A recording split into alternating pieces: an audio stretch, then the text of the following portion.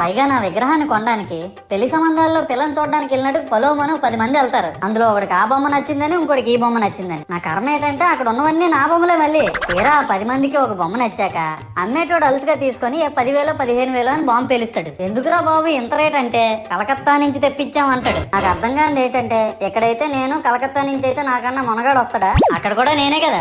ఇలా నన్ను బజార్లో పెట్టి బేరం ఆడి నా మొహానికి ముసుగేసి వ్యాన్ ఎక్కిస్తారు. ఆ వ్యాన్ డ్రైవర్ గాడు నేను ఉన్నానని కూడా చూడకుండా ఏదో ఆలోచించుకుంటూ డ్రైవ్ చేస్తా గతకల్లో గబ్బి గుబ్బి అని తించేసి నా కాల్లో చెయ్యి ఇరగొట్టేస్తాడు. ఈ విషయం చందాలు ఇచ్చిన చిన్నోళ్ళకి తెలిస్తే మళ్ళీ ఇరిగిపోయిన బొమ్మ పెట్టకూడదని ఏ బొమ్మ రాసి కవర్ చేసేస్తాడు. సరేలే జరిగిందేదో జరిగింది, నా భక్తులే కదా కూల్ బ్రో అని చిల్లయ్యే లోపు నన్ను పందిర్లో పెట్టి ముసుగు తీసి నాకన్నా పొడుగున్నే సౌండ్ బాక్సులు 2 నా చెవులు పక్కన పెట్టి డీజే గణేష్ బ్రో అని చెప్పి నా పాటలను కూనీ చేస్తారు. సరేలే పిల్లలు కదా ఇప్పుడు కాకపోతే ఎప్పుడు ఎంజాయ్ చేస్తారు, కాసేపట్లో పూజ స్టార్ట్ చేస్తారని వెయిట్ చేస్తా ఉంటే ఆ 5 రూపాయల వ్రతకల్పన బుక్ చూస్తే అది ఎక్కడ